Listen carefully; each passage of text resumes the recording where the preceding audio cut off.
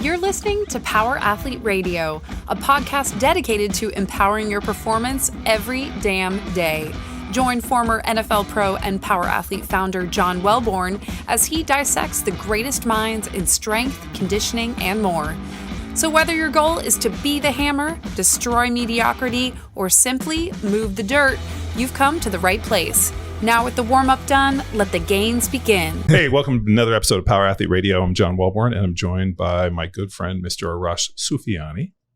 Perfectly done. It's taken me a long time. It's a work in progress. I've gone from Arush to Amoosh to actually at the beginning you just didn't know my name at all. I'm not great with names. No. It takes me a while. Like it's got to beat into me a little bit. As soon as you called me Soofani, I was actually very happy.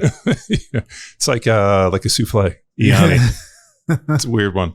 Man, I feel like we got a little string of these going. I'm pretty excited. We got some questions to work through. Yeah. But before we get into it, you had a big change of life. Yeah. Big deal. You took a trip and you got engaged. Congratulations. Thank you very much. Yeah. I'm glad she said yes. She let me cook for a little bit. So I don't think I've shown you the video yet, but I get down on my knee and I propose to her. And she stares at the ring box for literally a minute and 15 seconds. And she's just looking at the ring, looks at me, looks at the ring, looks at me, lets me cook there. And at the end, she says, "Are you sure?" And it was, I was like, I'm just going to pack up and go home. Right. But when she finally said yes, it's like, yeah, dude, I've literally been stewing on this for 6 months. So you are a planner. Yeah. I mean, you put it all in. I mean, and you went all out. You guys went over to Stockholm, got to go visit Yucky and some of the boys and got to see the beauty that is one of my favorite cities in the world. Yeah, I definitely think that if you get a chance, you got to head over to Stockholm. That place is just an amazing city. It's gorgeous. It's clean. I mean, for any English-speaking foreigner, it's easy. Everybody speaks English there. Yeah, so, and speaks English well. Yeah. And can even catch a little bit of like the American slang too. So be careful. Is all I'll say. I always feel that it's a little insulting that in America we don't know anything about anybody else's culture. Yeah. You know, we're so siloed in so many ways. But you go to Stockholm and they're current on what's happening in America. They speak English. They're up on the fashion. It's like we live in this little bubble microcosm. And when you go out in the world, you realize that America influences a lot of the world. And just the fact that you can go to Stockholm and everybody speaks English extremely well. And I mean, to the point where they can like joke. And I mean, it's not like, just a working English. They all speak English very well. Yeah, I think it's actually kind of embarrassing if you're American. You go over there like, fuck, I didn't learn about anybody else. Yeah. I've only got one language. Yeah. You know, and I think I'm the coolest. Like, I'm sure we're the number one exporter of cool, you know, for sure. But at the same time, I think we got to step up our game and get out a little bit more, or maybe interact more with our own communities and figure out where everybody's coming from, because we are the melting pot. So I think we have a duty to spice up our lives a little bit. Did you also notice how tall everybody is? There wasn't a person I met that was under 5'8". Yeah, like even the girls. Even the girls. Yeah, like the guys and the girls were all kind of similar size. And nobody was dressing sloppily. There was no like pajamas and Crocs in the streets. Everybody was wearing, like, the most casual thing you saw were jeans and hiking shoes. But even then, everybody was so well put together and the food is so good. I don't think right now we're doing this like little fitness challenge, trying to see who can get the leanest. John's got a little cross bicep vein going on. He's gotten super lean. So I was kind of worried going on this trip that I was like, oh man, I'm going to fall off a little bit. But no, the food's really good. You're walking all the time, or you're taking Lime scooters, and everything's pretty close by if you stay in Stockholm proper. So I had no problems just eating a bunch of shrimp and pickled herring, which is delicious. They do have some cool foods, and Swedish meatballs are not just something that the Swedish chef makes. Yeah. And I remember the first time I visited, when I heard them speak Swedish, it sounded just like the Swedish chef to me, and I started laughing. You remember the Swedish chef from it was Sesame Street. Yeah, No. Sesame Street. That's right. Yeah. And Yeah. and we went out, and I remember the first night we were there, they took us out to this place that said, this, amazing food. And so I asked, what should we have? And they're like, the Swedish meatballs. And I was like, shut up. Like, I thought they were trolling me. And they're like, no, you have to have the Swedish meatballs. Like, this is a big deal. And they brought them out, and I was expecting these like monster, they were like these little tiny ones. Yeah. And they were excellent. The food was excellent. I remember Yaki and Johan took me to this like very traditional Swedish place that was all like fish, and they brought out this like massive seafood tower, and it was like pickle herring and like all of these traditional Swedish foods that like you might not ever find at a restaurant, and definitely no American would ever eat. Yeah. And it was like these little crackers and putting it on. They had like 5 different types of smoked salmon and different fish, and it was it pushed me outside my comfort zone, just because we're not really exposed to a lot of that kind of like that pickled traditional stuff, but it was a good experience, and they had a lot of great white wine, and I'm not necessarily a white wine drinker, but we drank it. Yeah. I mean, my favorite food happened to be Skagen. It's like they take a bunch of shrimp, like little shrimps, and they stack them on this like little piece of toast, and they have kind of like not like a mayonnaise thing, but something of the consistency of potato salad on it with like a bunch of dill on a piece of toast. Mm-hmm. And that was my favorite thing to eat. I ate that like every single day. Like at least once a day I had this little Skagen thing. And it's a bunch of shrimp, so it's pretty low fat. And if you get it without the potato salad thing, it's actually really good. Fits your macros, bro. But yeah, I got to hang out with Yoki, who's like a power athlete OG. Yeah. And man, that guy's lived a life. He was talking during one of our conversations over a little bit of grappa. He took me to one of his favorite like Italian bars that has like 20 different kinds of grappa. And he was talking about like, yes, unfortunately, I'm sorry, but I am responsible for bringing CrossFit to Sweden. Yeah, he was the first one. Yeah, at the Fighter Academy. When you went there, you continued to train, obviously, to stay in shape for our challenge, but also to jiu-jitsu. What was the feedback from the future significant other? Oh, you're training again, or you're not going to eat enough. Was there any pushback on any of that? No, I think she knew that like I was going to do it regardless. So she's a ride or die in that sense. Mm-hmm. I think she was surprised that as soon as we got off the plane, I dropped the bags off and I went straight to Yoki's gym next to Stockholm. Mm-hmm. I jumped right on the mats. She was really cool with it, even though it was like, it was pretty hot in that gym. We just got on off a plane and she had to sit there while I trained ecological jiu-jitsu. Oh, they're big eco guys. Big eco guys. Shoes on the mat? Yeah. Only Yoki. Yeah. Yeah, shoes on the mat, super Paraíba mode. Yeah. Like, yeah, it's a different thing. There's no real where are the Brazilians at? The Brazilians aren't in Europe, not as big as maybe like the tropes that you see here in like the West and the East Coast of like you got to bow, there's Helio Gracie everywhere, or there's less tradition. Less tradition, which is good and bad, right? I think everybody has a different way of doing things. Like for instance, like Japanese baseball is very strict, and those guys go out for like runs in the morning, whereas like American baseball, they're just like, are you good enough or not? Yeah. Like, can you throw a fastball or not? So they don't necessarily make those guys run in the rain, but everybody has a different way of doing things, and I'm cool with it. But yeah, the significant other thing, that's something I wanted to talk to you about, because I feel like maybe it's not unique to me. Other people are struggling with it as well. But if you get really serious about your fitness and it starts to run into a little bit of your family life, your married life, you could start to butt heads. Luckily, Mercedes, my fiance, she's a pretty fit person, and she's gone through waves of like being super serious about nutrition, things like that. So she knows how to support me. But there are some days where it's like Saturday morning, I'm like, all right, see you later, babe. She's like, where are you going, open mat? Yeah, I'm like, open mats Saturdays. That's where I go. Yeah, it's part of your deal. It's part of my deal. Or, I'm eating chicken breast and salad tonight. Like, that's just what I'm doing. But I wanted to get your feedback, because I remember a post that you had made with something like to the effect, and it caused quite a little bit of ire from the online community, which was just like, hey, if your buddy invites you out to a bar, have a beer. If time is the enemy, Grindstone is your weapon. It's the most flexible training program in the Power Athlete arsenal. Built for boardroom warriors, sleep-deprived parents, students burning the candle, and athletes with their axe to the grindstone. Grindstone delivers high-impact strength training with minimal time demands. So when life gets chaotic, your progress doesn't fall apart. Consistent, efficient, built to keep you strong, lean, and resilient, no matter what's on your plate.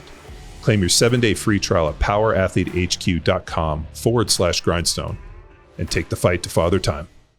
No, it was, if your friend invites you to, or if a friend offers you a beer and the reason you don't accept it is because of some like weird diet restriction, like you probably need to rethink your life a little bit. Yeah. Right. Like how many times you get to share a beer with your friend? And it stemmed from, we were at an event on the East Coast, a CrossFit event, CrossFit football. And our host brought us to this kind of big barbecue, and all these people were on some like weird paleo challenge. So they had a keg. And so the guy goes over and he gets a beer and we're having it, and like nobody's drinking. And like he hands me this beer and I'm like, why the fuck do you have a keg? So we're sitting around with a keg and having a beer and like nobody's drinking. And I'm like, what's up? I'm less curious of why people are not drinking now than I was, 20 years ago, let's say. Mm-hmm. So if you weren't having a beer, I'd be like, oh, you're not having a beer? How come? Just curiosity. And, either it's usually I had too many beers, 100's not enough and one's too many kind of a deal where I have a drinking problem. Yeah. Or, something else. So I just always would add, hey, why aren't you having a drink? And they were like, hey, I'm not going to have this drink because we're doing this paleo challenge and this isn't paleo. Mm-hmm. And they like went into this like whole deal. And I went back and I wrote that blog post that if you're at a party and a friend offers you a beer and the reason you don't accept it is because of some weird diet challenge, like fucking rethink your life. And a lot of people jumped in on that comment and were like, I have a problem with alcohol. And I'm like, dude, I didn't say if you have a problem with alcohol. Yeah. You have a problem with alcohol, don't drink. I don't want you to drink. I've been around people that have problems with alcohol that drink, and they're complete assholes, and I wish they wouldn't. But if the reason that I'm not having a beer when my friend pours it to me is because of some weird diet restriction, like rethink your life. Now, I didn't say you should fucking kill yourself or do anything like that, but just like rethink it. Like I had a situation, I took cash to go get shoes yesterday, and Kate was like, hey, we're going to go to trivia night at this place called Hops and Time. So we go to this trivia night, and which I actually crushed it, surprisingly. And the only thing that they have that's really decent there is a smash burger. And I was like, fuck, I really don't want it. I ate too much pizza on Sunday to like have a smash burger, but I ended up having a smash burger just because if I didn't, it would have caused a little bit of ruckus amongst everybody. I was almost tempted just to drop cash off and be like, all right, your mom's in there. I got to go home and cook, because I needed to cook last night so I'd have food for today. Yeah. And I didn't get my cooking done. So I'm like foodless, lunchless until I go home and make something. Yeah. I think the saddest part about those, if you go to a bar like that makes smash burgers, is they'll usually have like a grilled chicken breast option, but it almost always takes 20 minutes longer. This episode of Power Athlete Radio is powered by Train Heroic, the most immersive strength training app experience on the market. We've built an online training business by partnering with Train Heroic to deliver all of our world-class training programs like Jack Street, Hammer, Field Strong, and Grindstone. To learn which Power Athlete training program best suits your goals, head to powerathletehq.com/training. And if you're a coach looking to build a business with the best training tech in the business, head to trainheroic.com/powerathletehq. And now back to the show. The only option they have is a deep fried like a deep fried chicken sandwich. So with cheese, it's like a deep fried buffalo chicken breaded kind of chicken. No escape there. No, there's nothing. They have like a BLT. I mean, there's no easy way out of this place. Yeah. And so I'm like, but they do have a gluten-free bun. They did have sauerkraut. They did have pickles. I didn't get cheese. I asked them for no fries, but they still brought me a massive plate of fries, which is, you're eating this smash burger, you're like, fuck, I don't want to eat these fries. Yeah. But yeah, I was up a little bit today, so I had to go fucking torture myself for about 35 minutes on the Echo bike. What is it all for, John? Why do you torture yourself? So what happened, and I'll just give you guys the Reader's Digest notes. One of our friends, Zach Evanesh, has let himself go. And on our group text with him and Wrestler Matt does nothing but just shell him all day. And we love Zach, but there's definitely a feeling of iron sharpens iron, as one man sharpens another. Power Athlete invented that slang, even though it's in the Bible. So the suggestion was made, hey, would you guys do some like fitness diet challenge thing for me? So I went back, put it together, gave it to Arash. I said, hey, Arash, we're going to do this. He said, I'm in. He sucked in Marty, sucked in John Walsh, and a few other people. And Skutnik. We got Skutnik involved. So then it's Wrestler Matt. Wrestler Matt actually hit all of his weight. He actually hit his body weight, which I was pretty happy about him. But then he sent me a picture of him like crushing like a dozen beers. And I was like, how close are you to this? I'm like, the fact that you can crush a dozen beers and you still made your weight, I'm super jealous. He actually, Matt sent me a hilarious picture. He was in New York for work, and they, he does bonds, so they had to go out to a bunch of big dinners, and he's sitting at some, New York steakhouse ordering, and the guy that sits next to him, like they're sitting at the next table, is some like 400-pound Taiwanese dude who's just massive.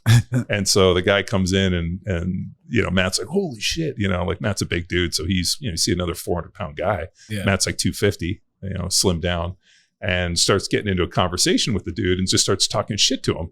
And the guy's like, I only eat out at like the best restaurants. And I like basically gave Matt like a detailed tour of all of the steakhouses. What's the best cut in this? I mean, just like every night, 7 nights a week, this dude just goes out and slays the biggest steaks all over New York. And he's like, at this place, you get this and this and this and this. He said the guy sat down and ate an entire seafood tower by himself and a 40-ounce ribeye. Holy shit. And then two bottles of wine.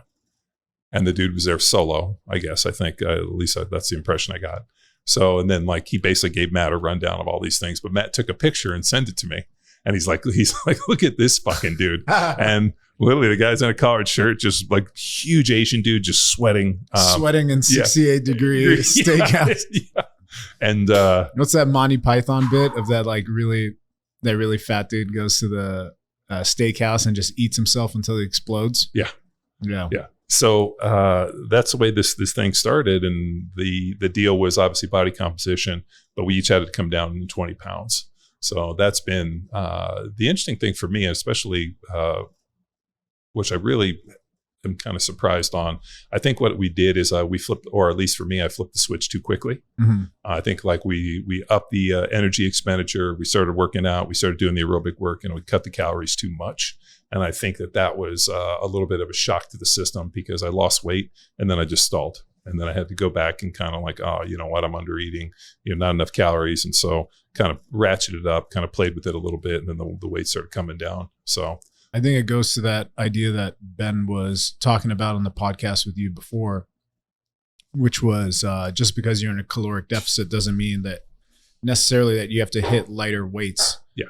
But I do think that mentally it can be kind of taxing in the first 3 weeks to do the same kind of output, at least initially. And then I think you got over the hump and then your output came back up. And now you're too much of in a deficit. Yeah, I think part of the problem too is we were doing a little bit of like carb cycling. Yeah. So it was like low, and then we went into like kind of like low, high. And I think with the high, like it was fucked with my mind a little bit. Yeah. I definitely know how people can give themselves an eating disorder when all of a sudden I'm like 8 a.m, I'm planning out my meals and I'm super excited about what I'm going to have at like 8 o'clock at night. Yeah. I was like, this is fucking creepy. Like I don't need to do this. Yeah. I need to just eat my balance. Like I need to figure out what my macros are, figure out my total caloric load, cut it all up and just eat intelligently and not like start like looking at it and be like, ooh, I get 350 grams of carbs tomorrow. I'm going to have this and this and this. And I think it just, the other one, and I still haven't figured out exactly why this is the way that it is, but we ended up finishing the barrel sauna. So we started doing like barrel sauna every night. And all of a sudden, like I was like retaining water. Like I couldn't put on my wedding ring anymore. My like Aura ring wouldn't fit. My hands were super swollen and I was packing all this like fluid. And I ended up talking to Parsley about it. And he's like, well, it is a hormetic stretcher. He's like, how many, like, what have you been doing? I'm like, well, we've been doing it every night. He's like, how long? I'm like, 185, for, probably 20 total minutes. And he's like, dude, like too much. Like 3 days a week is plenty. So backing it down, that actually was very, very helpful. And also was just fucking with my sleep too bad because we were doing it at night and then I just wasn't getting any deep sleep. And I think that was negatively affecting me too. Yeah. I think it's awesome that we have the,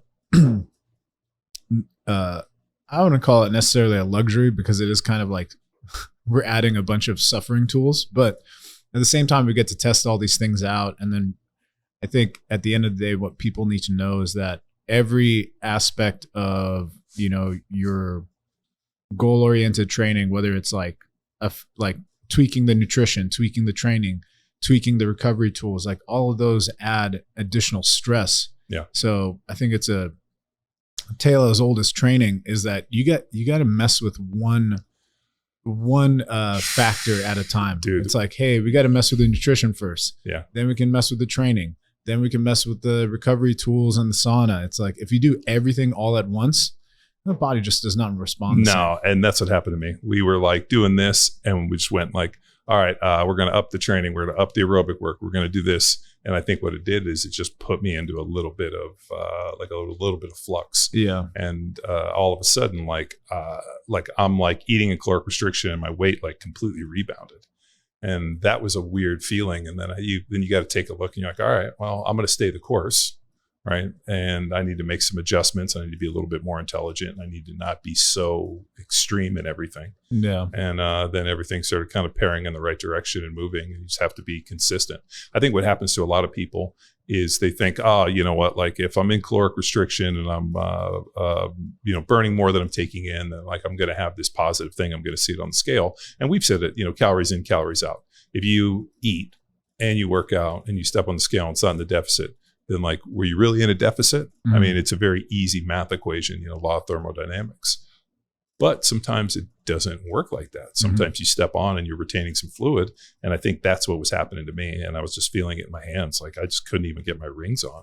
Yeah. And that's where I felt. And then all of a sudden, like backing off the sauna a little bit, reducing a little bit of the intensity, especially on the zone 2 work. Just because I follow that Morpheus. And for me, it's anything under 149 is recovery. So I'm end up riding between 140 and 149 pretty consistently. So I had to kind of back it down a little bit and just go for a little bit more duration, and that ends up being around 450 calories on the Morpheus. Yeah. And then you look and you're like, all right, I'm at 2,500 calories. I'm at 2,000. I'm like well with, at least 500 below my basal metabolic rate. Then you're adding lifting weights in. Monday squat sessions and Texas heat. Yeah. And then all of a sudden, and I hate to kind of break this on age, but when I was in my 20s and my 30s, these equations worked pretty well. Right. Even in my 40s, I did. And now in my 50s, I had to be a little more intelligent. So I'm not in my 50s, but later 40s, just have to be a little bit more intelligent with how it goes. Yeah. And this brings me to my next question. What do you think is going to stick from the lifestyle changes you made since the challenge started? What's going to stick? Is it zone 2? Is it the sauna work? Yeah. Because we're not going to be in caloric restriction forever. No. Yeah. So my biggest thing is I can't eat like an asshole. And not that I ever eat like an asshole, but what I end up kind of doing is, and I make a massive mistake on this. I kind of will I'll eat like a decent breakfast and then I kind of like pretty light through the day. And then around 6 or 7, I'll eat the majority of my calories. And I think the timing of that is not as good. Mm-hmm. So I think if anything, I tend to do better when I eat the majority of my calories up front. And, the age old, like eat like a king, eat like a peasant later in the day. I think there was a guy that had a kind of a diet recommendations on that way. But if I eat too many calories late at night, I think it affects with my sleep, which wasn't the case for a long, long time. But because I started tracking my sleep and, use the 8 sleep, I can kind of gauge it a little bit. Like I was giving an example, Cal Dietz set me up with this guy's product. Hey, I want you to try this product. It's like a fermented apple cider vinegar from some orchard in like the Ukraine that's like organic and has some like amazing healing properties. And Cal's like, this stuff's incredible for digestion. It's great as a topical, especially for injuries, to remove swelling. So many, many years ago, when I was in college, we used to go see this kind of like hippie natural dude that kind of did a little bit of body work. But my knee was real swollen. So he took a wrap, soaked it in apple cider vinegar, put sea salt on it, like packed it around my knee and wrapped it up, and then like, cellophane this thing. And I was like, this is fucking bullshit. Well, about 3 hours later, he took it off and all the swelling was out of my knee.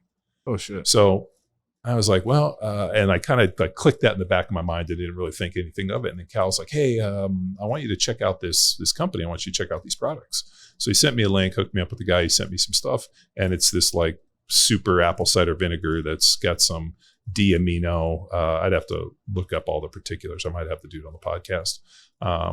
So he's like, hey, I want you to do like 30 milliliters of this.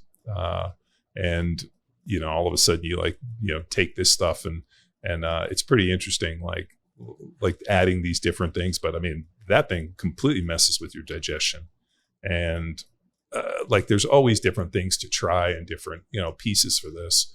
But I think as I've gotten into this, the one thing that's kind of the no-brainer for me is the zone 2 work. I mean, you've heard me say for years, 2 things happen as we age. We lose mitochondrial density and we lose the ability to recruit motor units. So the ability to recruit motor units in terms of lifting heavy weights not going away.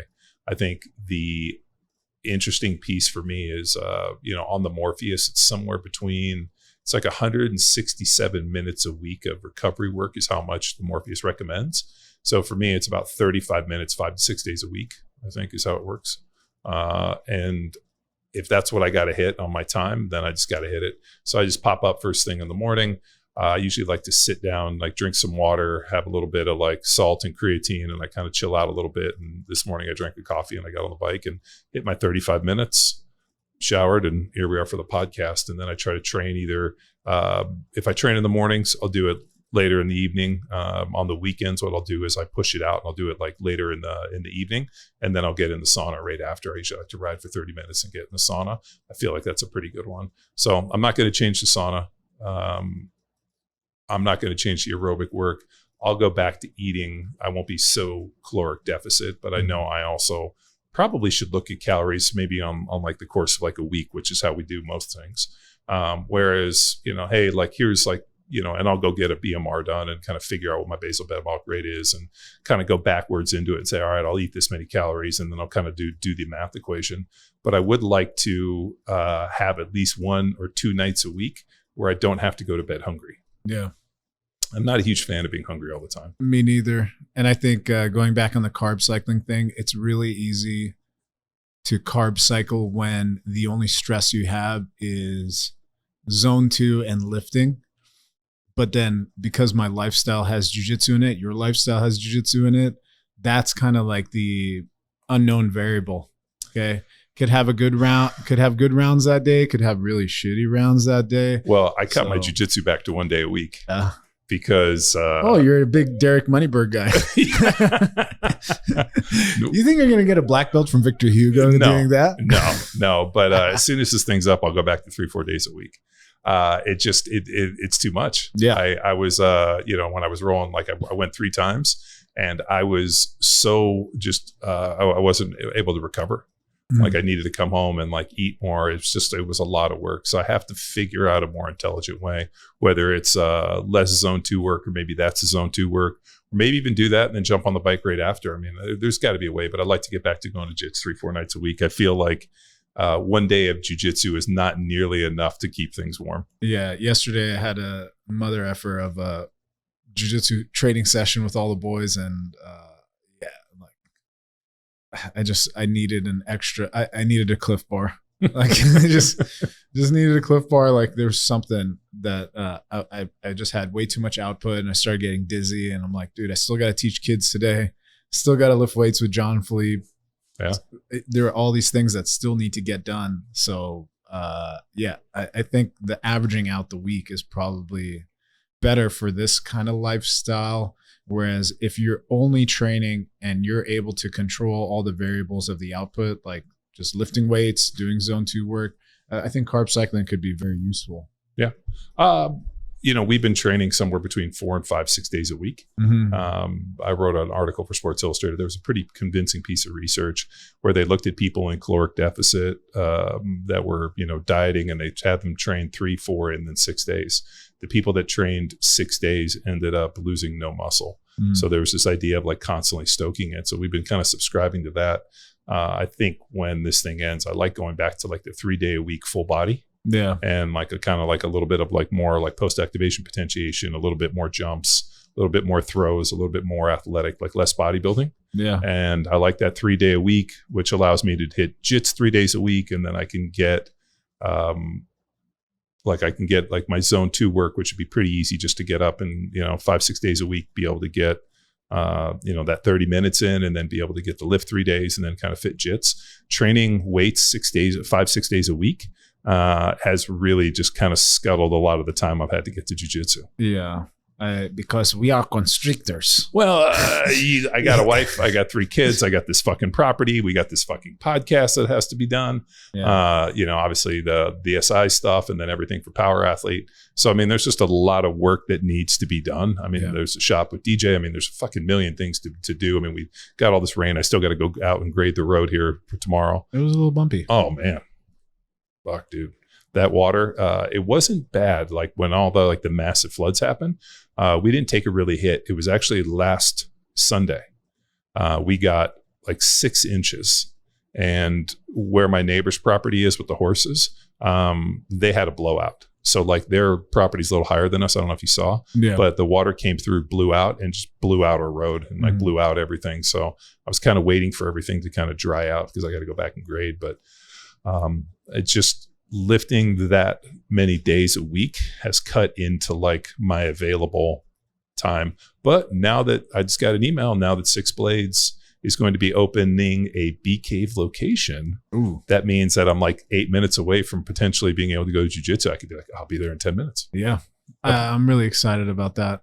Are you going to be a hand in that, or how? I'll be involved there. We moved one of our guys out here from the West Coast, Jason Hackett, who's a stud, and me and him are pretty much going to. I just rolled with him for Philippe's. But yeah, Jason just came out, and it was we rolled, and then Fleet proceeded to just fucking beat the shit out of him. Yeah, Jason's a stud though. Yes, he won the Brasileiros. Yeah. That's impressive, dude. And I felt like Felipe knows that and was like, okay, here it comes. Okay, you beat everybody in Brazil, but in your category. I am another Brazilian. Can't let you have the win. Felipe will never let you have the represent. He will never. Yeah. Yeah, just when you think you're doing good, he's going to get you. He's softened up a little bit on me. A little, yeah. He loves me a little bit differently now. But before, it was very much like, if I got one up on him, then he's got to get. It's like the Borat thing. Like, my neighbor get the color TV, then he has to get the color TV. Like, oh no, it's the Shanji. He's like, oh, he gave me a Kimura, so I gave him 100 Kimuras. Yeah. But Vato, when he did the Kimura, I said, okay, so I did 76 Kimuras on him. There are so many things. Like people ask, like, when do I know my jiu-jitsu is good enough? I'm like, dude, there's so many alleys to this game. It could be like you become a specialist or something like that, or like you can challenge yourself in different ways. That's why I think the only way that you can grade your jiu-jitsu is how well you roll against some 16-year-old Brazilians.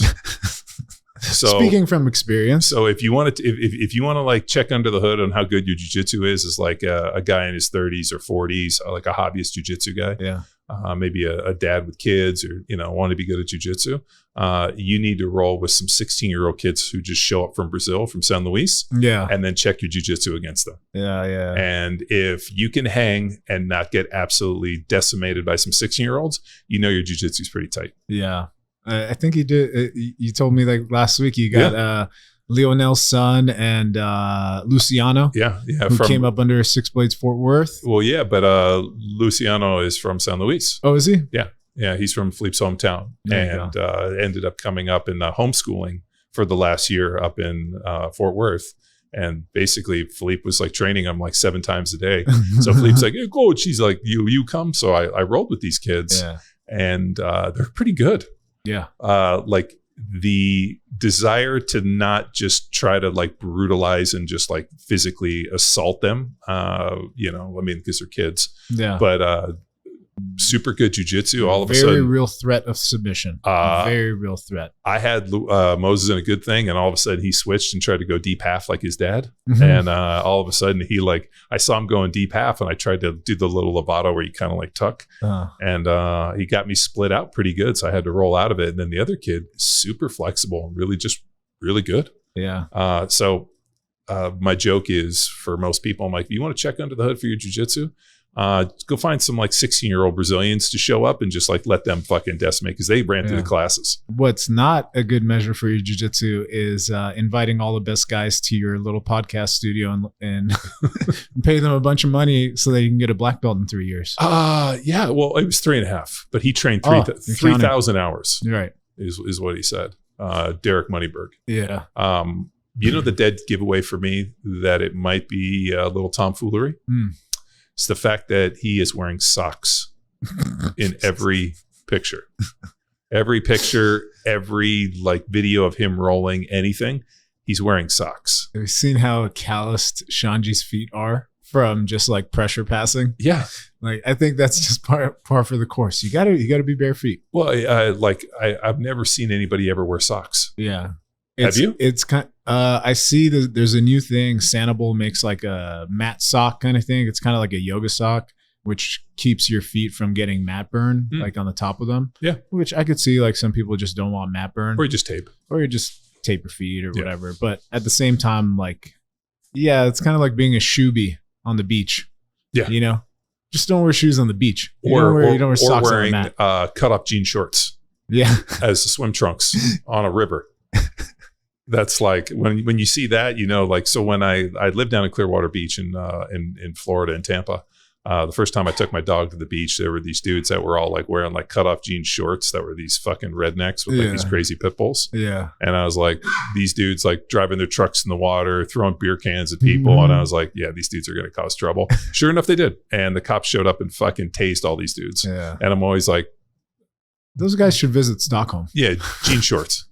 But the one interesting thing about jiu-jitsu is it's not like, let's give you an example. So I took Jamie to go see Dr. Bueller recently, and Dr. Bueller's wife is a black belt in Taekwondo. So she's got to be in her 60s, but started training like 4 or 5 years ago and has a black belt. And I was like, oh man, that's pretty wild. Like, you got a black belt that quick. And I don't know anything about the training. I've never seen her train. I don't know like the level of it. I just know that like a black belt in jiu-jitsu in like 5 or 6 years. I mean, I think Gordon got his black belt in like 5 years. I mean, BJ Penn was 3 or 4. I mean, there's been a few outliers that have got it in a number of years, but I mean, those guys have also, didn't just get a black belt. They got like the black belt on like the podium. Like they went to Worlds, they went to the deepest waters, they swam with people, they showed up. I mean, they won ADCC finals. I mean, nobody who's getting a black belt in like 3, 4, 5 years is doing it without winning some massive fucking tournament. BJ Penn, I think if he's not the first, I think he's one of the first gringo world champions. Ahead of Lovato? Yeah. Don't put me on that. Yeah, let's see. Yeah, he's the first American to win the IBJJF World Championships. Yeah. So, yeah. But he didn't win the whole Grand Slam, which shout out to Lovato. Yeah. He literally went out and he was like, that's what we're talking about. There's like many alleys to this thing. Like Lovato is the first guy to win every single title that's on, like every single Grand Slam title that's on offer. And not just like do it within a few years, but he did it over generations. Yeah. Like it took him like, I mean, he's like 42. I mean, he won his first one when he was in his 20s. Yeah. So, I mean, just think of like the longevity he's had. I mean, he's been like a black belt. I mean, like he and Shanji have like so many stripes on their belts, but like that Moneyberg guy, like that's an interesting piece. There's only a few people who have ever attained a black belt that quickly. And those people got their black belts tied on like the world stage, like BJ Penn goes up and they're like tying the belt around him, like after winning the world championship. So like those guys, and then he goes on and has a, pretty incredible, UFC career. So, I mean, the guy's a legit dude. So to have a guy that's never competed, and then also to like take that picture where like all those dudes are standing there and it's not clear who gave him the black belt. It looks like it looks like tomfoolery. It stinks a lot. And the one interesting thing about Brazilian Jiu-Jitsu, especially the community of Jiu-Jitsu, is there's a lot of pettiness. I mean, who's more petty than Gordon and Craig Jones? Yeah. I mean, you can't, it's so hard. Jiu-Jitsu is so difficult. Yeah. So whenever somebody claims something in jiu-jitsu, it's like we all are in the same level of suffering, right? So like we all understand what it means to be stuck on bottom mount.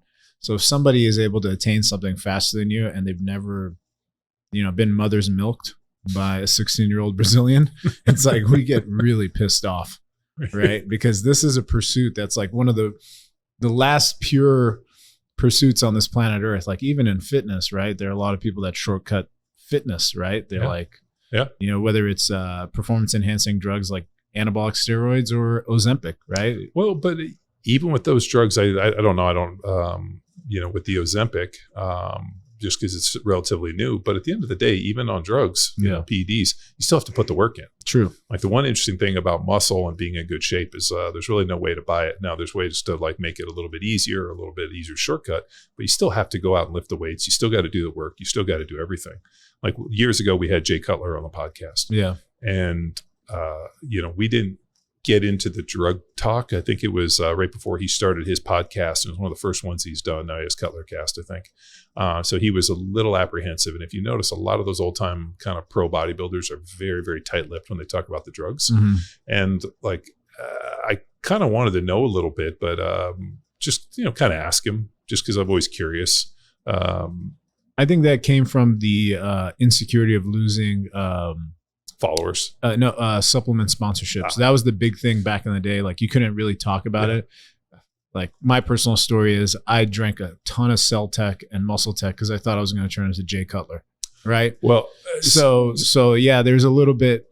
So we had him on when we had him on the podcast, his deal came down to how much food I could consume. Right.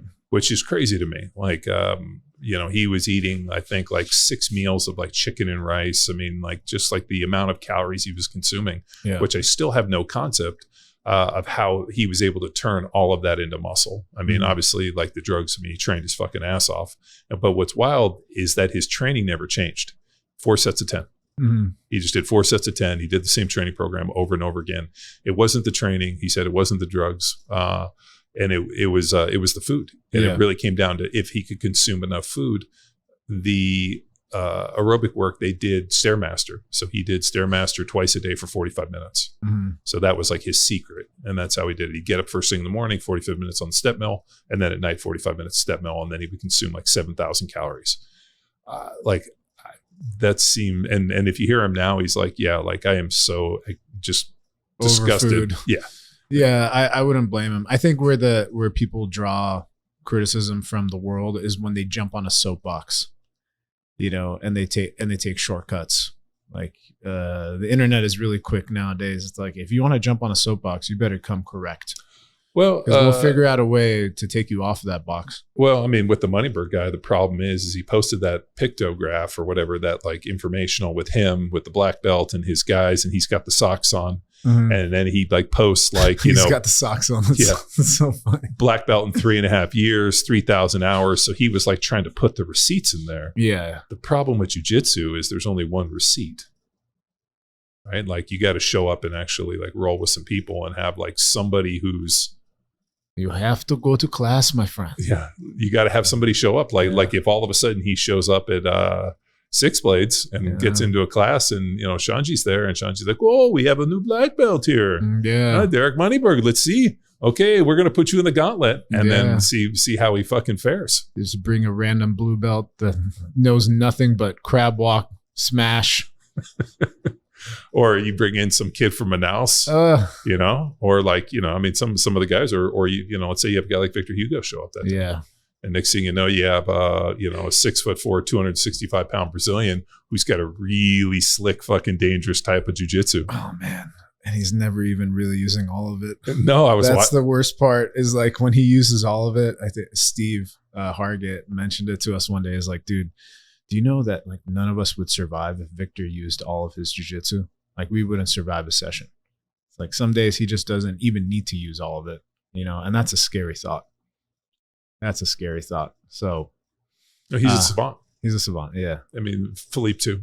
Yeah, but I do think the reason why Victor's such a good coach, and it's a sign of somebody who's a good coach in any discipline, is that you have struggles early on, and then you're able to communicate and relate back to people who have similar struggles. I think the people that are the worst coaches are the ones that have all the natural gifts, so they never had to work through issues, right?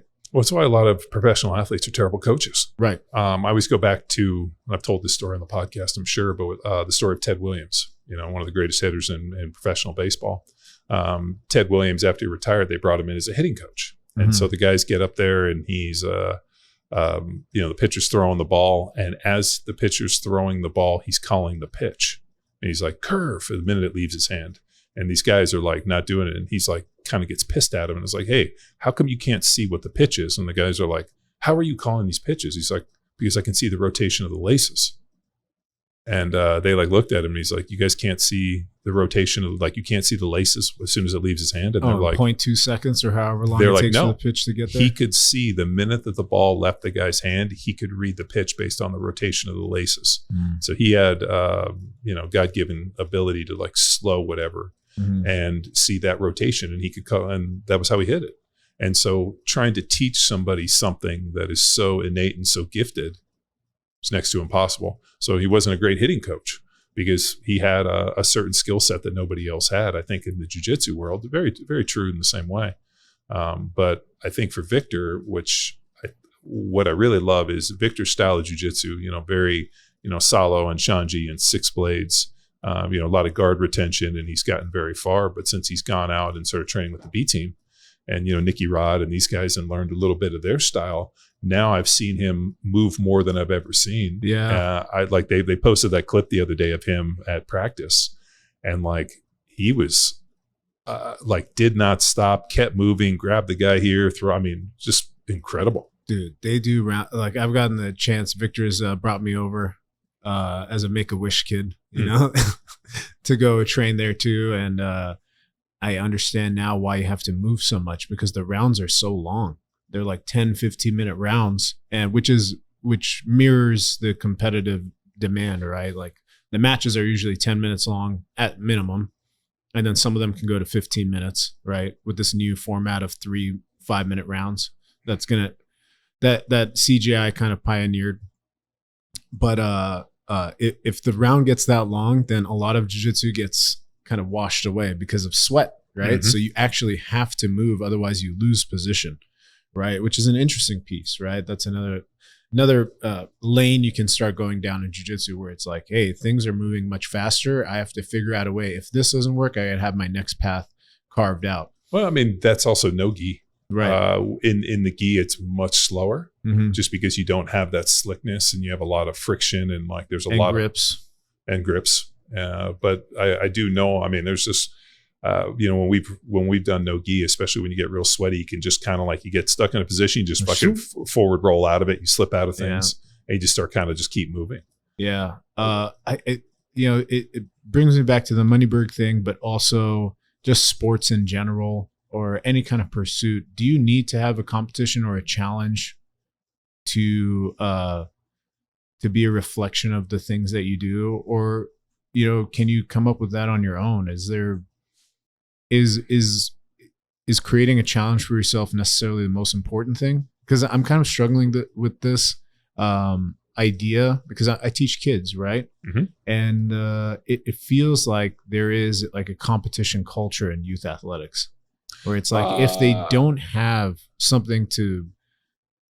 a competition to, I guess, challenge themselves or rise to the occasion of, then it's hard for them to create a marker of their progress. Well, there's a really great quote by Seneca that says, "A gem cannot be polished without friction, not a man perfected without trials." Mm-hmm. So I think if you're going to compete at something or you're going to train for something, there needs to be some form of competition. Mm-hmm. Something that Philippe and I have gotten really deep about talking about is the difference between being good in the gym and being good in contest. So playing pro football, I played with a lot of guys who were great in practice. But you put on the game unis, you put them under the lights, and all of a sudden, like they didn't move as they should. There's a certain speed that you have in practice, and when you go to the game on Sunday, there's like another gear, and it's pretty easy to see whether or not certain people have it. And I remember seeing guys that were great in practice, and everybody's like, "Man, this guy's great in training camp. He's going to be good." All of a sudden, you go out the first game, and he can't get to that extra gear. He can't move at the speed he needs to. He can't do all the little things. And there were just gamers, and there were guys that were good in practice. And I've talked to Philippe about this extensively. I'm like, if your best roles are in practice, we have a problem. And he brought up, I forgot the guy's name, but I guess the guy's, incredibly very successful in competition. And when he talked to one of the training partners, they're like, he gets smashed in practice. The reason I think that happens, and I also told him, is when we go, and I see this all the time at practice. Don was a class example of this. He had a few moves that he felt very comfortable with, and he did those moves, and he did them very well. And he would kind of get to a position in submission, and it felt very storybooked. Mm-hmm. Like I knew that if I was on top, or if I was on the bottom and he was on here, he was going to do this. And like, it was almost like if this, then that. Like I knew what was going to come, and I knew what his couple moves were. So then you start kind of going against it. What I've tried to do is I do this even too when I roll. Like if I get to a submission and it's an easy submission, I don't want to do the, I can just get somebody inside control and paper cutter them. Catch and release kind of fishing. Yeah. But like, I always want to try to get to like a different position. I want to be in a different one. And even if all of a sudden, like the guy can't, like, let's say I'm on top and I can't, the guy can't get me in a position, I'll just roll over and pull him on top and see if I can get back. Just because I feel like and I've seen this a lot with guys, like guys have one move, like John Walsh will get on the bottom, kind of play half guard coyote, and then does that move over and over again. And it's his move to the point where we get into the position and I'm like, oh, here we go again. Yeah. Whereas like that's what his comfort zone is. But at the end of the day, if I know I have that, I don't need to keep proving it. I need to continue to push myself to do new things. Yeah. I think the reason I want to ask it is also for people who have general fitness goals or body composition goals, right? Do you think that they need a challenge, or is it a need, or is it much better to have like is Hammer 90 going to be a kind of challenge? Is that what's up? So I feel like a Hammer 90 would spur a lot of people to rise to the occasion. Right? Yeah. Something like Hammer 90 would be great. Just because then it's like, 3 months on the sprint and there's a goal. Kind of similar to what we're doing. Like, if you don't have an end date, but this is also comes back to another issue. Like obviously we're doing something like this and there's a kind of a start and a finish, but I think you have to have a plan for when it ends. So when we did 22 Jack Street, I ended up hitting that and winning and, crushed the body comp.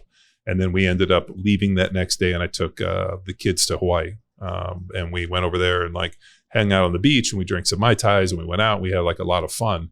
I didn't necessarily have a plan in place for after 22 Jack Street and then just kind of slip back into it. So I think being able to kind of hit this, be pretty happy with where you kind of finish up and then realizing like, all right, am I going to try to keep this body weight? Am I going to try to do something like, what does this look like? I'm not going to be, I am not want to be ever be a slave to a scale. So I always kind of go based on how my clothes are fitting or how I feel physically. The one thing that Skutnik brought up is like, it's pretty amazing. You end up dumping 10, 15 pounds of fat, just the loss of systemic inflammation from just having an excess body fat, like waking up in the morning, I feel so much better. So I feel better, lighter. So I think there's probably going to be like a little bit of maintenance and then I want to try to drop some more pounds. Yeah. So, but the interesting one that's good, Nick and I were rapping a little bit about, he's like, you realize to really drop some pounds, you're going to have to drop some fucking mass. Yeah. He's like, dude, it's really expensive. Like for you to be like a 250, he's like, it's going to be really hard for you to be 230, 240 pounds of fucking muscle. Yeah. And he's like, so you're going to have to burn through it, or you're just going to have to be happy to be 265, The Rock, he started out really heavy when he came out of WWE. Mm-hmm. And then he started getting really shredded and he lost a bunch of weight. And people are like, why was he doing that? And then I think somebody had commented, I think it was like a Facebook comment. They're like, yeah, well, on screen, being 290 pounds, like really big, doesn't look as good as being 250 pounds shredded, right? Because you can't exactly see. Well, you see, he looks ridiculous now. Yeah. I mean, like I was watching that, I think it was Red or one of those movies that he was in. Red One. Yeah. Really great movie, by the way. It's a blockbuster. He's what, like 270, 280? Yeah. I mean, what's his name? Dave Bautista. Yeah. I was listening to him. He was probably around 300 when he was in the WWE, and now he's down to like 250, 245. Traps to his ears. Yeah. He was fucking on Jack Street. But he was talking about what he's had to do to get down in that weight. And I'm thinking it was like a vegan diet. Mm-hmm. He's like, there was no way for me to like eat a high protein, high steak kind of carnivore or, just that higher deal.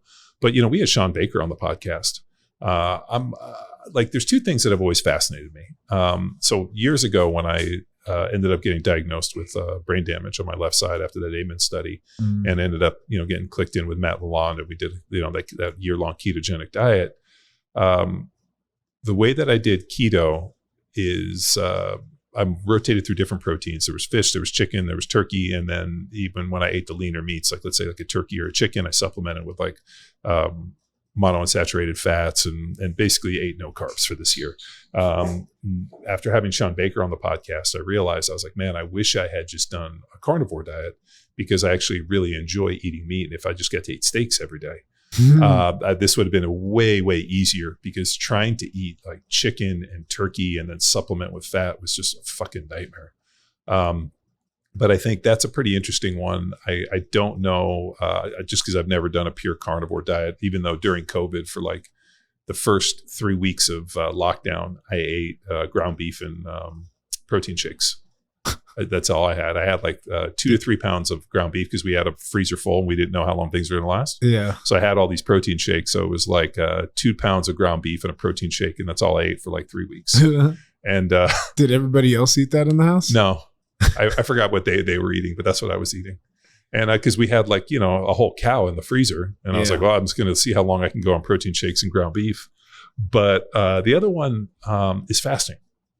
So, all the research is pretty conclusive that there's no physiological difference between caloric restriction and fasting. I just thought fasting was a fun way to do caloric restriction, except when you start getting into like extended fasting. And I know there's people that advocate like a 72-hour fast to do it every kind of so often. I think that's an interesting piece, especially if you want to pull that kind of diet lever. If you're trying to like, you're a big dude, like let's say like a Batista who was jacked at fucking 290 and he's trying to get down. You're a kickstart something. You got to almost starve yourself a little bit. Mm-hmm. And, I'm not a fan of like, supermodel diets where you're like starving yourself every day, but maybe just like, not eating for 3 days might make some sense. I haven't tried a 72-hour yet.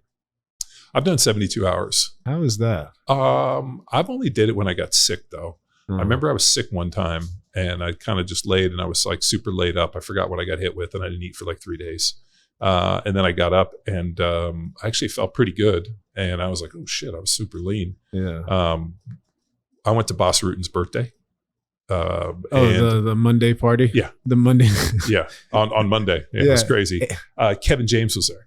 Oh, really? Yeah. So I got to meet Kevin James, and I love Boss's role in his movie Here Comes the Boom. Yeah, he plays like that really weird European dude, and then they're watching his highlight, like, ooh, twisty. That was my favorite part of the whole movie. So Kevin James was telling us a story about him fasting for 40 days. What? Yeah. So he didn't eat. Yeah, he fasted 40 days. He got really big. Like at one he's point. Still big. Oh, is he? Yeah. So like he was talking about like he didn't eat, I think it was like he's a Catholic.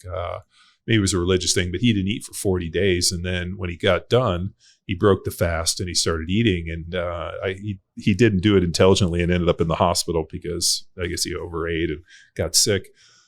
But he's still a heavy dude. Mm-hmm. And like, he's like, oh, I did this fasting for 40 days. And I'm like, well, shit, like, did it help? Did it help? I mean, you proved yourself you could do it. And not that I want to fast for 40 days, but I think, periodically doing some fasting might make sense. Mm-hmm. I tend to not do well when I fast. Like I know when we do our Sunday fast, I tend to like fucking overeat. And it was much easier to do the Sunday fast you gave me when I was single. Yeah. And then all of a sudden you add somebody else into your life. Yeah. And I don't want anybody around me. I'm like, well, you start getting really like, so this is another one is I listened to a bunch of these different kind of guys like on YouTube that were going into fasting, and they'll go fast for like 3 or 5 days and they continue to do all their cardio. They continue to lift and do all their work. Lovato. Yeah. I don't know how they do it. Like I get up, I lift, or I would do all my aerobic work and whatever. And by like, I'd eaten the night before and like 24 hours later at like 5 or 6, dude, I am absolutely like on a fucking hunt to eat everything. Yeah. So, I mean, Lovato just did a big long fast I saw. Yeah. And like we were talking about this a lot, which is you get into these periods of like heavy dieting or like focused training. And then all you want to think about is food.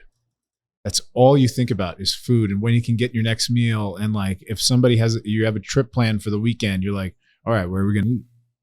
And that's like the second thought I have, which I'm like, what's better? Just like live a balanced life where it's like, yeah, I just don't eat like a prick, and I can kind of eyeball what I'm eating. Yeah. And then I get to look at the scale maybe once a week and see what's going on. But man, I don't want to think about food all the time. I have other fish to fry. I mean, that makes a case for the GLP-1s. Right. So one of the interesting pieces that I've heard over and over again is this idea of food noise, where you always have this idea of like food noise in the back of the head. And like, I had Matt Vincent on the podcast recently, and that's something we talked about. He's like, cause he was a massive dude and he's since have like trimmed down. I mean, fucking what an amazing transformation. Great. But he was saying, he's like, I still have that food noise. My wife has it. Mm-hmm. She's like, I think about food constantly. And she's like, I wish I could like unshackle myself from this. Mm-hmm. I don't necessarily have food noise, but I definitely know on like the Sunday fast after I train by like 5 o'clock, like I've already planned it in my head. And I like to some extent, I wish that we could unshackle that where like I didn't necessarily have to think about it or worry about it. John, on the drive over here, I was already thinking about us getting in that sauna and like what we're going to eat. How am I going to get this sourdough pizza from Cedar Park all the way here? Maybe it's better if we just make a picanha, also a great idea. I mean, if you think about from like a evolutionary standpoint, like the desire to feed yourself probably drove people to a lot of things that they probably normally wouldn't have done, like the idea of hunger. So it's such a powerful thing, but now we live in this world of abundance, which we probably have never really been in, except maybe for the last 100 years. Through the entirety of our evolution, there's been this like focused idea of like, I need to get up and I need to kill something so I can eat and then probably reproduce. Mm-hmm. And those two drives to like, reproduce and bang and eat have driven humanity for the last, millions of years. But like, we've never lived in this idea of abundance. Right. And now we live in this world of abundance and we're not wired for this. So I think for people that live with that constant food noise, something like the GLP-1s make a lot of sense. And I know those things take a lot of hate, but if it can remove that, I think that makes a lot of sense. Or is it more important to always be hungry so you have something to strive for? I think being hungry all the time makes you kind of a psycho. I really do. I'm laughing only because I agree. Yeah, but like it makes me I was listening to a guy in the fasting deal. Like I kind of got stuck, went down the rabbit hole on all these YouTube with this fasting. But this guy's like, every week I do a 72-hour fast. And he's like, it's so amazing. It frees me of this stuff. I get so much work done and everything. I'd be like, I would be, I would be obsessively standing at the coffee machine. Yeah. And I would be like trying to 3 days, like the fact that this guy could unshackle himself. But I'll tell you, when the interesting thing, and like I think about like protein and that carnivore, it's extremely satiating. Right. Right. Like if you were to sit down and eat like 2 ribeyes a day, like you're probably not hungry. Mm. But if I eat 12 ounces of chicken and 9 ounces of white rice with a little bit of honey on top, I'm hungry. I'm literally finishing that, take a breath, and I'm like, oh my God, I'm so much more hungry. Yeah. Like rice with a little bit of honey and chicken, like that meal, I could eat that meal every 2 hours like Jay Cutler did. Yeah. Like you sit down and you eat like 2 massive ribeyes, like you're probably not going to be hungry. Yeah. So, I mean, definitely protein and fat are satiating. Like the one, and obviously we've talked about this with the sugar diet, Mark Bell's sugar diet. Yeah. The constant, I'm hungry from eating that much sugar and no fat. I don't think I would do well at all in that deal. Just for the fact that would make me like never feel full. I would never be satiated. I would never feel content. Which makes me wonder if there's some GLP-1s in that whole thing, because if you're eating bananas, sweet fruit, honey, and like candy, like in my mind, like that's a bottomless pit. Like I know when I did the anabolic diet years ago with Marl, we would do, obviously it was no carb, like 30 grams of carbs during the week, which is basically just like whatever's in the vegetables, and then it was protein and fat. And then come Saturday and Sunday, we would flip the script, and it was like lean protein, like chicken or fish, and then just nothing but carb. But the difference was it wasn't like fast carbs, it wasn't sugar carbs. It was like starchy carbs. It was rice, it was pasta, it was pizza, it was any carb that I wanted. And I think I've told the story. I remember the first carb refeed we did. I went to this Italian spot, and I must have eaten like 3 or 4 pounds of pasta, and I had a pizza, and I was sweating so bad that the guy thought I was going to have a heart attack. Yeah. And it was cold out, but I mean, I was literally drenched. But I like, they brought this like massive thing of pasta bolognese, and like I had 3 of those. It must have easily been 3 pounds of just pasta, a massive pizza for myself. And then I think I had some dessert, but like it was bottomless pit. Yeah. If you gave me and said, hey, you can eat as many bananas, as much, sweet fruit as you want, as much honey, and just all of these carbs, like I don't know if I would ever feel content. And every hour I would just be smashing this stuff. Yeah. I tried the sugar diet for 16 hours. Oh, how'd it go? Like you just said, I was sweating profusely. Do you feel like you like leaned out or? No, I had that exact feeling. I was wired, had a lot of energy, but I needed to eat every 2 hours. Like I started it off with like 3 bananas in the morning, and then I did a pack of Sour Patch Kids, and then I had some fruit juice before kids class, and then afterwards I was like, after the kids class, I was so burnt out. I was like, I need to eat some meat. Like I was like, and then I ate some meat at the end of the day, and I felt just fine. But that first 16 hours was like frantic, sweating, couldn't wait for my next meal. Did not respond well to that. How's Marty done? I haven't talked to him. I haven't really talked to him in a while either. I was like gone for the trip, and then we didn't get to train together. We didn't get to connect. And then now he's doing his Mount Everest deal. Yeah. I don't really know the specifics of that, but I know he was doing the sugar diet. He's kind of what is it? He's approached it as like a weekend thing. So he kind of eats regular throughout the week, or he just meal preps his food, and then his go-to is like chicken thighs, rice, lean ground beef, and then on the weekends he'll do like this sugar fast thing. But I mean, I haven't really checked in, so I can't really respond to that. But yeah. I know Mark's gone all in on this. Yeah. And he's doing great. But I mean, he was also lean before. So yeah. We did an article write-up on the mechanism for that. I'm pretty interested to see how that goes. But I think all this goes back to is what works for you as an individual. If this works for Mark, then it works for him. I don't know what the long-term diet implications are. I mean, but also I remember when Sean Baker first went on Joe Rogan and was talking about eating nothing but meat, Rogan's like, have you got your blood work done? What are long-term implications? So like, there's these ideas that somehow, because these guys push out, like, is it all meat or is it all sugar? Yeah. And the thing I go back to, and probably because I have a son who's type 1 diabetic, there's no outcome in my house that looks like a high sugar environment. Mm-hmm. Like we do a little bit of carb. I mean, I do, like Kate and I are pretty low carb because of Cash. The girls are a little bit more carby.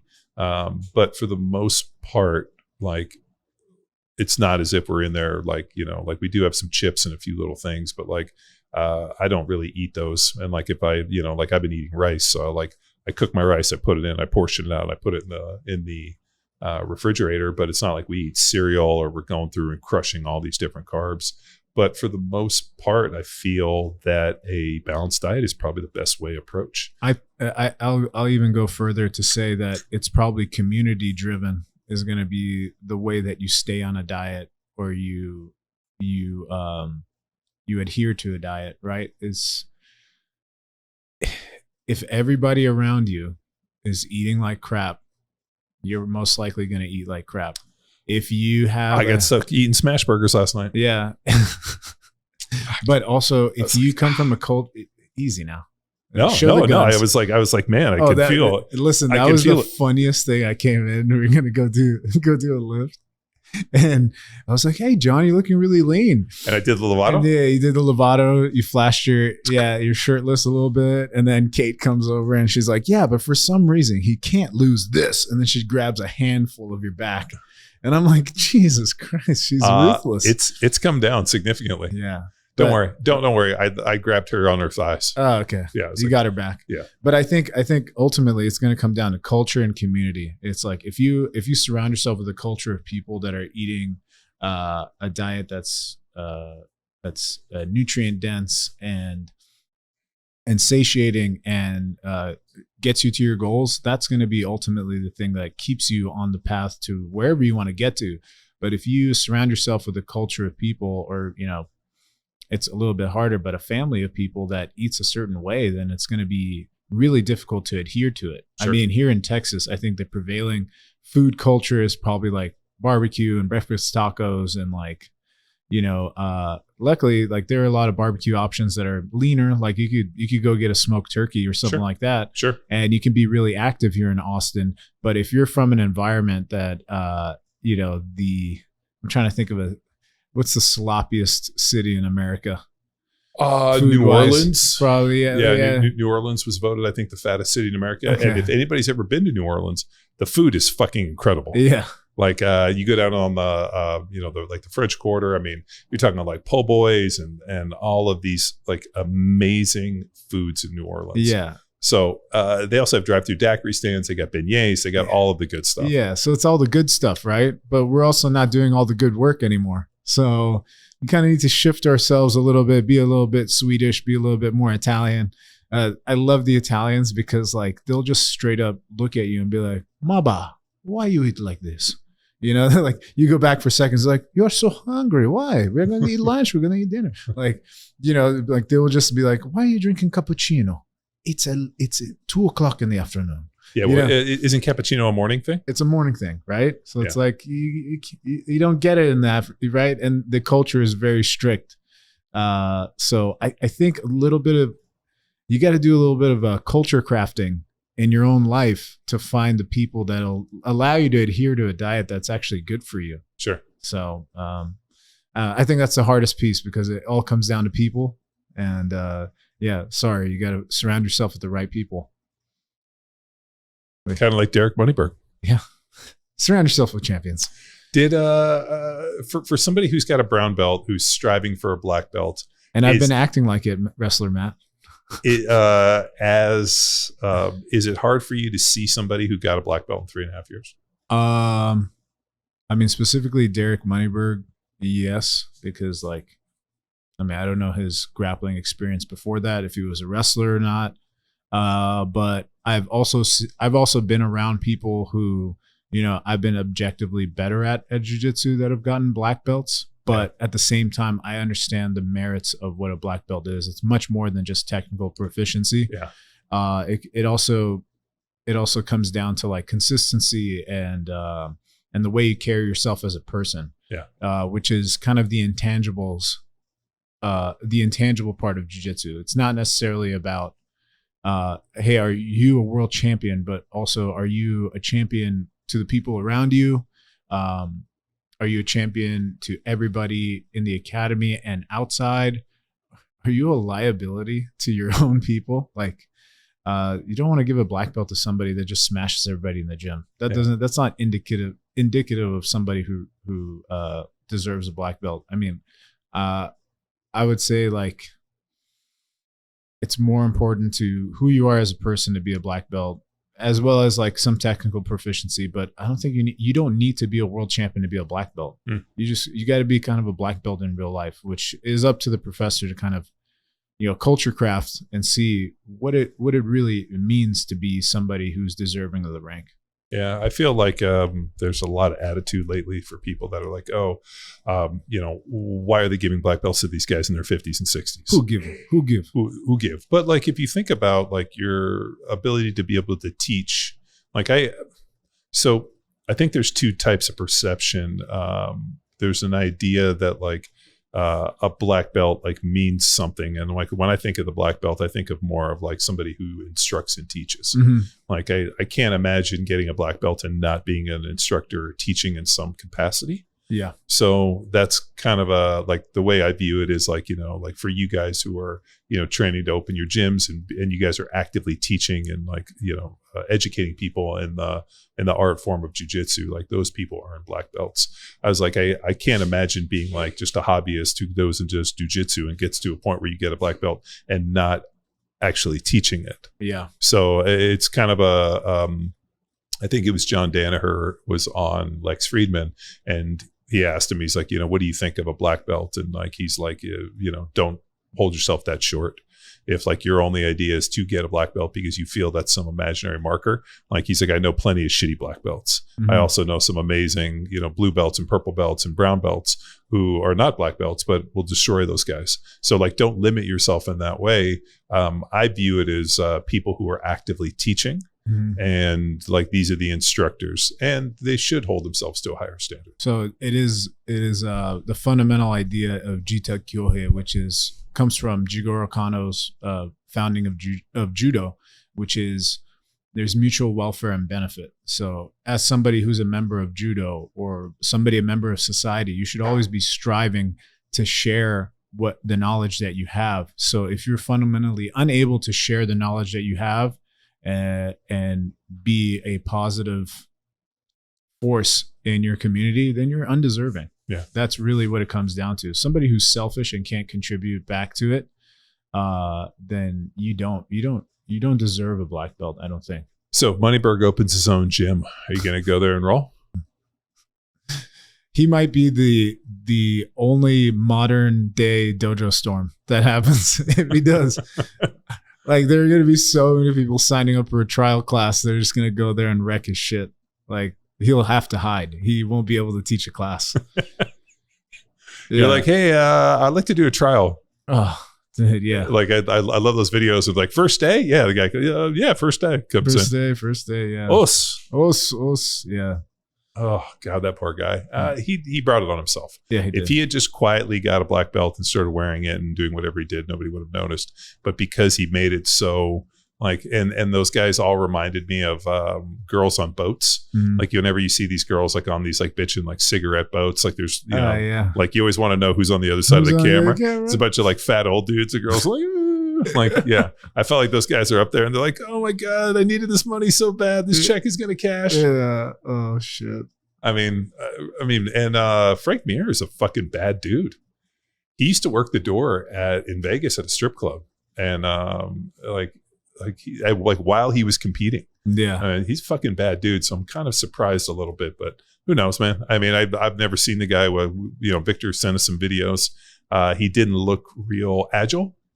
He didn't look like what I would expect somebody who was, training to that level. I mean, if you're training every single day for 3 hours for the world's best people, nonstop for 3.5 hours, or sorry, for it was 3 years, 3 hours a day without, or 3.5 years, 3 hours a day without missing a single day is what it worked out to be.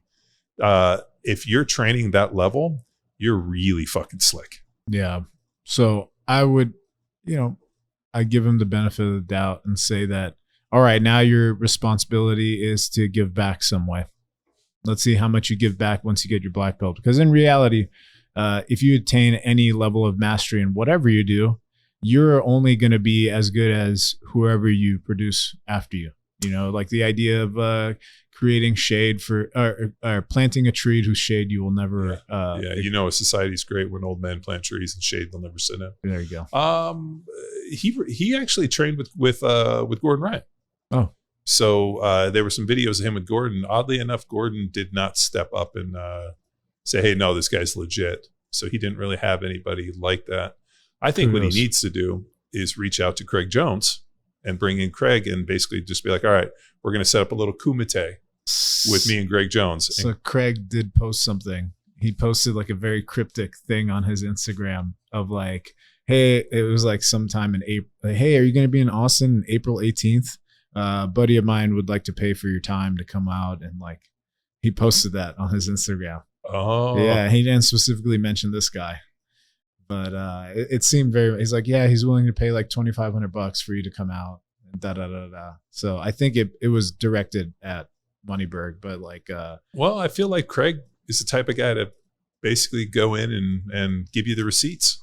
I mean, if Craig Jones goes in there, because the fact that he did all of those seminars and then at the end let people live roll with him, and he's like, hey, if you fucking fuck with me, I'm gonna break your fucking arm. Yeah. And he fucking snapped dude's arms. That was some savage shit. I think he's just a rational dude that's just like, hey man, like I don't have time for this bullshit. Like I'm just gonna call it as I see it. He's got high blood pressure. His time is limited on this earth. Like he's just like, dude, I'm just gonna ride this till the wheels fall off. But if anybody comes at me with shit that stinks, I'm gonna tell them. Yeah. John, I'll tell you what, you've always done that for me. And I really do appreciate it. And that's why I find you to be such a great friend and a good mentor, is you've always told me my shit stinks, even when I didn't want it to. So, yeah, that's the interesting thing about one, growing up in my family, but also with playing football and that. Like I felt like there was in the NFL, a lot of guys got a lot of hand jobs, that were undeserving, and there was a lot of glad handing and this and this. And the one thing I did appreciate about offensive line and a lot of guys is they called spades a spade. Right. And I feel like as you get farther and farther into this, social media and fitness world, there's a lot of a lot of that because, what receipts do people have anymore? Yeah. And the one thing that I've really enjoyed about jiu-jitsu is that there's no way to snowball it. Like you got to come to class, you got to roll, you got to do this, you got to be, and if you're not, like the mats don't lie. Yeah. And neither does your wattage on the Echo bike. It's another thing you can't.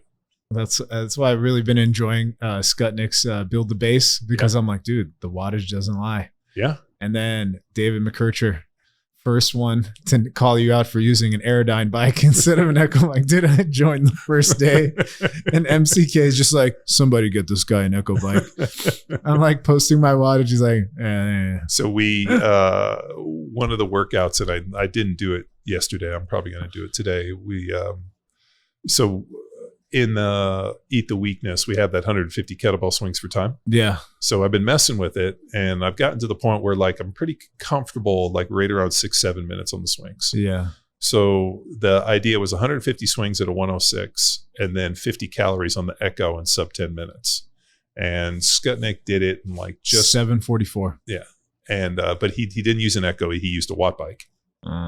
And that doesn't count. and then the hilarious part is Hunter Waldman comes in and he's like, I've seen Skutnik swings. He he shorts them. And so we were joking that Skutnik's been short dicking his swings opposed to long dicking it. And so he posted a video. And then all we did is we were just taking screen caps of the kettlebell at the bottom. We're like, this is him at full extension. Yeah. So the thing about it is petty athlete. Yes. That's what it is. Petty athlete. Yes. Petty tyranny, as I brought up the other day. It is petty tyranny. You think, because he crushed it. that means that he would have had, because 400 watts on the Echo is about 20 calories a minute. So if you ride for 2 minutes at 400 watts, you get 40 calories. So I figured I could get off the swings. As long as I got off the swings in like 7 and change, it would take me roughly like 2 minutes and 30 seconds riding at a good clip to be able to hit those 50 calories. So I'm like, all right, so 7.5 minutes on the swings. And then he comes in at 7:44. And I was like, fuck, this fucking guy. Yeah, I got to fucking go and try to beat this one. Yeah. So, well, let's end it there, dude. Yeah. Thanks for coming on Power Athlete Radio as usual, amigo. And hopefully we'll see you on the other side of this. And thanks for tuning in to another episode. See ya. See ya. Hey there, Power Athlete Nation. Big shout out to all the heavy hitters who stuck around till the final whistle. If you've been soaking in the knowledge bombs and epic tales we've been dropping for free, here's your chance to be a game changer. Swing by klfi.com/powerathlete and toss a few bucks our way to keep the podcast fueled and firing on all cylinders. That's ko-fi.com/powerathlete. Your support makes a difference. See ya.